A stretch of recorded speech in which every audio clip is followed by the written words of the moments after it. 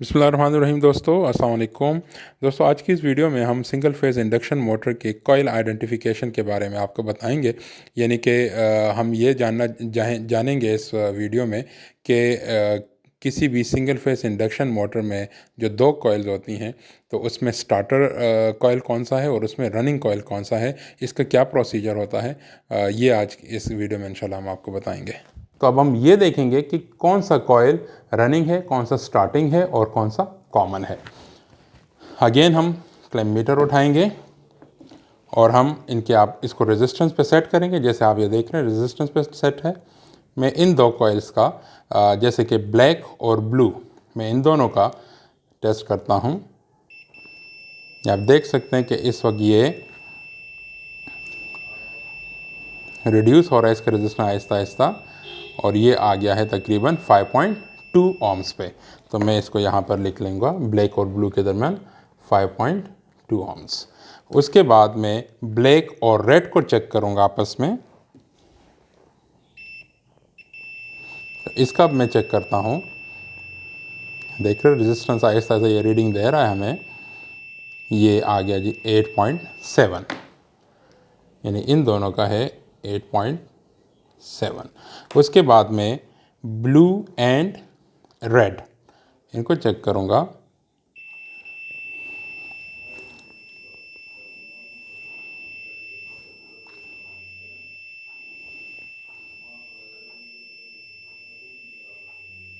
ये बना 12.6। अब यहाँ से मैं ये नतीजा निकाल सकता हूँ कि कौन सा कॉइल किस कैटेगरी में आता है, और वो बहुत सिंपल है। आपने सबसे पहले ये देखना है कि इन ब्लैक और ब्लू के दरमियान जो रेजिस्टेंस है वो 5.2 है, ब्लैक और रेड के दरमियान 8.7 है, ब्लू एंड रेड के दरमियान है 12.6। सबसे जो हाई रेजिस्टेंस होगा, तो आप ये स्ट्रेट फॉरवर्ड कंफर्म बात है कि ये जो दो वायरें सबसे ज़्यादा रेजिस्टेंस दे रही, तो इसमें एक कॉइल रनिंग है और एक स्टार्टिंग है। जैसे कि आप यहाँ देखें 5.2 से 8.7 ज़्यादा है और इससे 12.6। इसका मतलब है कि ये जो दो कॉइल्स हैं, इसमें एक स्टार्टर है और एक रनिंग कॉइल है। अब हमने पहले तो ये समझ लें कि ये हमने क्यों कंसिडर किया। उसकी वजह यह है कि इसका मतलब है कि देखें इन दोनों वायर्स में से हमने इसको टच किया है, ब्लू एंड रेड को, तो इसमें दो कॉइल्स आ रही हैं। दो कॉइल्स होने की वजह से रेजिस्टेंस बढ़ जाती है। और अगर मैं इन दोनों को करूं तो इसमें भी एक कॉइल आएगी, इन दोनों को करूं तो इसमें भी एक ही कॉइल आएगी। इसका मतलब है कि जो सबसे ज़्यादा रेजिस्टेंस देगा उसमें दो कॉइल्स हैं, और दो कॉइल कहाँ होंगी, इसका मतलब कि एक इसमें स्टार्टर का कॉइल है और एक इसमें रनिंग का कॉइल है। तो ये दोनों तो कंफर्म हो गए कि ब्लू और रेड वो कॉइल हैं जो इसमें एक स्टार्टर है और एक रनिंग है। लेकिन अब ये फैसला होना बाकी है कि रेड स्टार्टर है या ब्लू स्टार्टिंग कॉइल है। तो अब हमने ये फैसला करना होगा। उसके लिए अब हमने ये देखना है कि जिसमें सबसे कम रेजिस्टेंस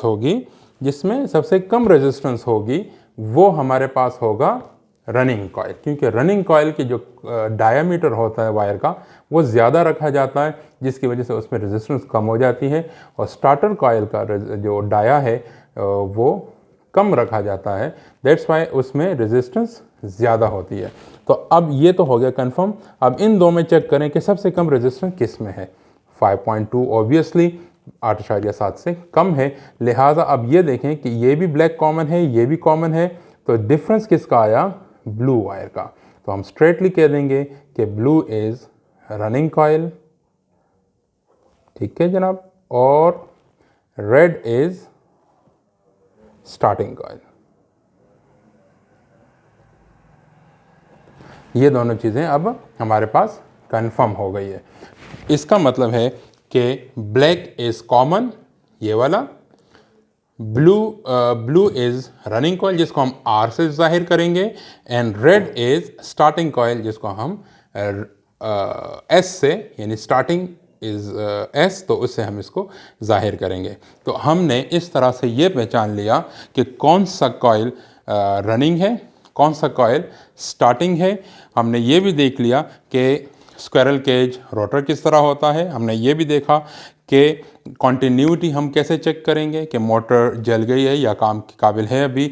हमने ये भी देखा कि कोई मोटर अगर कॉन्टीन्यूटी शो टेस्ट पास कर भी जाता है तो क्या आया वो शॉर्ट तो नहीं है, तो उसका भी हमने तरीका ग्राउंड टेस्ट करके हमने सीख लिया। तो अब हम यहाँ पर इसको वाइंड अप करेंगे। अब हम इस मोटर को इंस्टॉल करेंगे और उसके बाद जब हम इसके मेन कनेक्शन करेंगे तो वहाँ हम आपको बताएंगे कि कैपेसिटर कहाँ लगाया जाता है। यहाँ पे मैं चूँकि डायग्राम्स हमारे सामने हैं तो ये मैं आपको बता दूँ कि होता ये है कि जो कॉइल होती है, फॉर एग्ज़ाम्पल ये मेन सप्लाई आ रही है, that is neutral and that is live.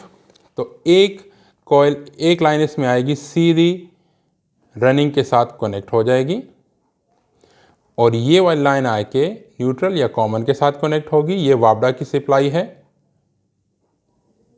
Which is 220 volt and 50 hertz. और ये जो एस रह जाता है तो इन दोनों के दरमियान हमने यहाँ पर कैपेसिटर लगा देना है। इसको ये दिस इज कैपेसिटर दी जाए। तो अब हम इस मोटर को इंस्टॉल करेंगे और उसके बाद आपको बताएंगे कि इसको अब हमने मेन जो इसका ब्रेकर है वहाँ पर हम आपको बताएंगे कि इसकी इंस्टॉलेशन कैसे की जाती है। तो आइए फील्ड में चलते हैं। दोस्तों, सिंगल फेज़ इंडक्शन मोटर्स के बारे में मज़ीद मालूमात के लिए, जैसे इसके पार्ट्स, सर्किट डायग्राम, उसकी टेस्टिंग और फिर स्टार्टिंग और रनिंग कॉइल को कैसे पहचाना जाता है और मेन में इसके कनेक्शन कैसे किए जाते हैं, इसके करंट और एम्पेयर और वोल्टेज कैसे मेजर किए जाते हैं, ये वीडियोस देखने के लिए भी आप हमारे यूट्यूब चैनल पे विज़िट करें या जो हमारे डिस्क्रिप्शन बॉक्स हैं उसमें इसके लिंक्स मौजूद हैं। तो उम्मीद करता हूँ ये वीडियो आपको पसंद आई होगी। Thank you very much.